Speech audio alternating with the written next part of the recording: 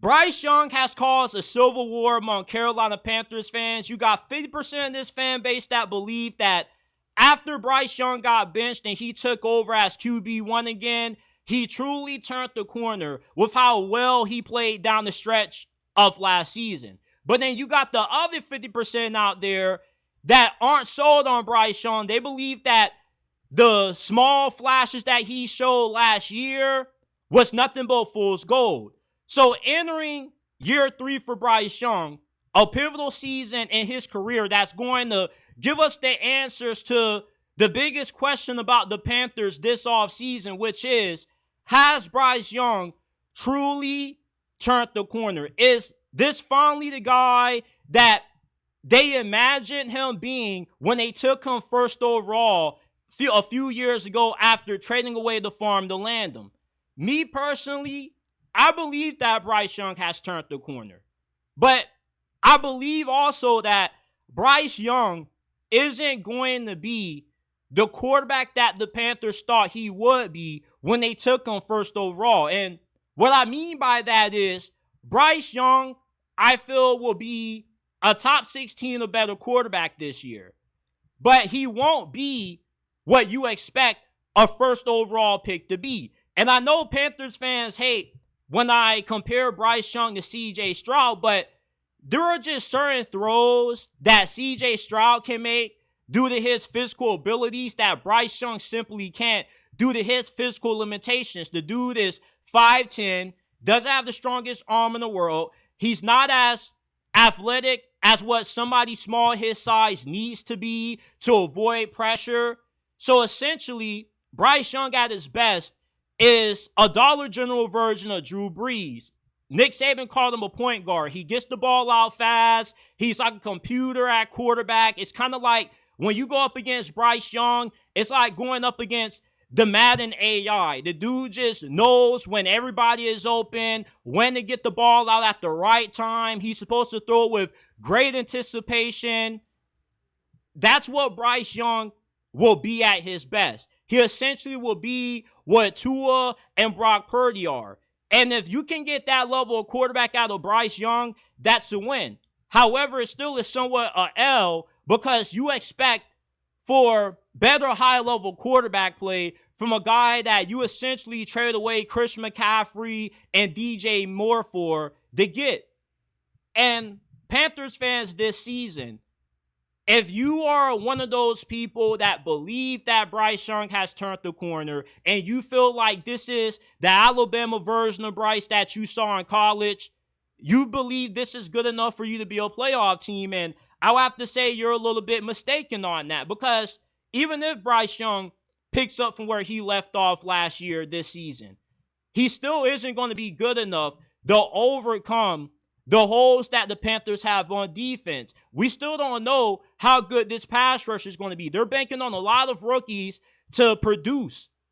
Do you also have a secondary that outside of J.C. Horn, you can't name a single other cornerback on this Carolina Panthers roster? And you signed Trayvon Moorick in free agency, who's more of a run stopper, and you drafted Latham Ransom, who's no different from a player than what Moorick is. So your secondary still has a lot of holes in it and a lot of questions. Bryce Young, as good as he possibly could be this season, needs to play at a top 5 level to take the Carolina Panthers to the playoffs this year. And the Panthers don't have an easy schedule.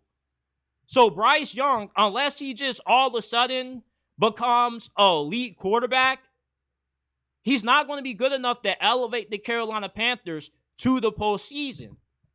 What my expectations are for Bryce Young is that he probably throws 23 touchdowns, 6 interceptions, probably has around 3,400, 3,500 yards, and that's a good enough season to give you enough hope that this is finally the franchise quarterback that you've been searching for since you got rid of Cam Newton. And then you can win Bryce Young if he gives you that level of play. But for the people that are the other 50% that are saying that Bryce Young is fool's gold and last year he just got lucky, he had lightning in a bottle, he's going to come back down to earth now that everybody has film on him, I disagree with that Because Bryce Young had some really good games last year against some really good teams. He played well against Philadelphia. He played fantastic against the Kansas City Chiefs. Bryce Young played as good as what you could against the Chiefs defense. He put the team in position to win, but the defense failed him. What we saw to Bryce Young is a guy that after he got benched, he was able to sit back, reflect, and as soon as he took over the reins again, the game slowed down for him. Before he got benched, the game was just going a million miles per hour for him. You saw a guy that was just timid in the pocket, that didn't even know where to go with the football, to the point where he would run outside the pocket, not know if he should throw the ball away or just tuck and run, and he would get absolutely obliterated. I mean, the first 2 games of the regular season last year, the Panthers couldn't even get the ball past midway through the field with Bryce Young at quarterback. So Bryce Young went from being the biggest bust since Jamarcus Russell to all of a sudden looking like a serviceable quarterback after he got benched.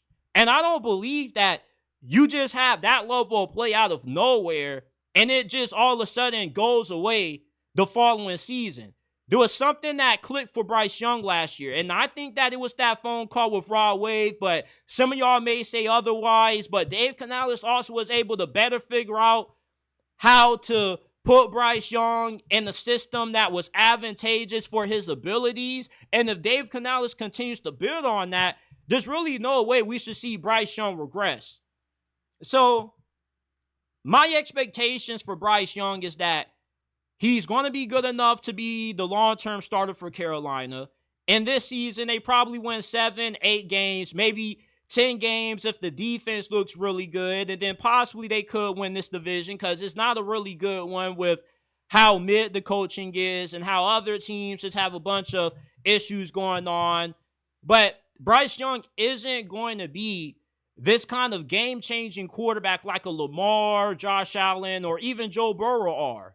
Because when you drafted him first overall, that's what you were expecting. Now you hear Panthers fans somewhat saying, we don't need Bryce Young to be elite. We just need this guy to take care of the football, make a few plays here or there. That's not what you are supposed to have when you draft the guy and give up as much as what the Panthers did to take Bryce Young first overall in 2023.